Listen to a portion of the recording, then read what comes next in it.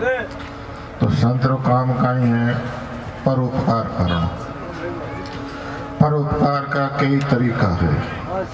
कोई में ज्ञान का संस्कार डाले, कोई में भक्ति का डाले, कोई में कर्म योग का संस्कार डाले, वो भी परोपकार है। और इयों में हर मनुष्य में परमात्मा की तरफ जोड़ने की कोशिश करे। जीव कहीं परमात्मा बिछड़ो है, तो सत्संग रे द्वारा अच्छे संस्कारों के द्वारा जीव परमात्मा रहते जुड़े।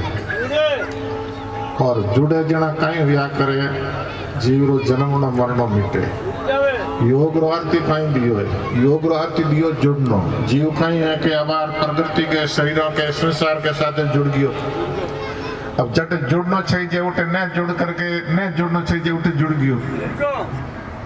तो योग दर्शन में आवे कि जीव रे दुख लागू क्यों हो कि जीव ने दृश्य रो संग करते ही जीव रे साथ दुख रो लागू हो। अब दृश्य में शरीर भी आवे, इंद्रियां भी आवे, अंतःकरण भी आवे और संग करियो। अब शरीर के मरने ने अपनो मरणो मान ले, शरीर के जन्म ने अपनो जन्म मान ले, शरीर के सुख दुख ने अपनो सुख दुख मान ले, शरीर के घाटे नफे ने अपना घाटा नफो। तो दृश्य रे साथ जुड़ते ही है जो कई प्रकार का दुख लागू हो गयो। तो अब इनो एक ही उपाय है, जब तक मनुष्य के हृदय में ज्ञान पैदा नहीं हुए, आत्मा रो अनात्मा रो बोध नहीं हुए, तो कितना ही उपाय कर लो भला। अच्छा, दूसरा कहीं बतायो कि परमात्मा रे नाम रो जप बतायो कि अंतःकरण में जगह दोष है, मल पाप जगह मल है, विक्षेप है, आवरण है। तो परमात्मा रे नाम लेने से कहीं है कि पाप री निवृत्ति हुए। जब ये नाम हृदय धरियो भयो पाप को नाश, मनु चिंगारी आकी पड़ी पुराने घास। और अंतिम समय गीता में अर्जुन पूछे भी है, हे प्रभु अंतिम समय आपकी प्राप्ति किस प्रकार हुए? तो भगवान भी तो सरल जवाब दियो, हे अर्जुन ओम को श्रवण करते हुए प्राण छोड़े वो मेरे लोक में आवे। तो अंतिम समय आप परमात्मा रो नाम ले सको और कुछ कर भी नहीं सको। तो इन वास्ते हर वक्त हमारे सत्संग में भी बैठा हूँ तो कोई खर्चो नहीं आवे, अपन बैठ करके नाम को चिंतन भी करना चाहिए। क्योंकि नाम को चिंतन करने से जीव रे वास्ते सब बड़ी कमाई आई है।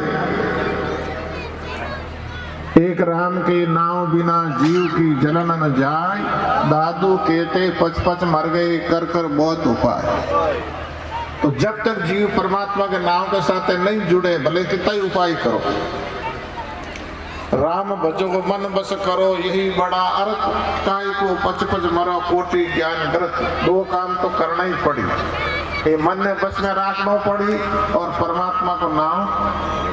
क्योंकि अपर जैसे गीता में आवे भगवान कृष्ण के अर्जुन के साथ साथ कर सामने हम, पर साथ में होते हुए बात कहीं कहे कि हे अर्जुन तेरा मन ही मित्र है, तेरा मन ही शत्रु है। जीता हुआ मन तेरा मित्र है, नहीं जीता हुआ मन तेरा शत्रु है। तो पहलो साधन कहीं है कि अपने मन ने सुधारना पड़े। और जिसका मन सुधरा है उसका जीवन सुधर गया, और जिसका मन बिगड़ा है उसका जीवन। रामायण में आवे निर्मल मन जन सो मोहि पावा, छल छिदर कपट मोहि ने भावा। जिसका पवित्र मन है वो मुझे प्रिय है, जिसके मन के अंदर छल है, छिदर है, कपट है, वो मुझे प्रिय नहीं है। तो संपत्ति में आवे अपने ज्ञान के साधन आया करे, विवेक है, वैराग है, खट संपत्ति है। तो खट संपत्ति में पहला साधन है मन ने रोकना भी न क्या करे सम। दूसरो साधन काहे दियो संपत्ति में दम नाम इंद्रिया मात्र कंट्रोल रखना। इंद्रिया आदमी री विकृत वजना कहे है कि मनुष्य में आसुरी संपत्ति बढ़ जावे।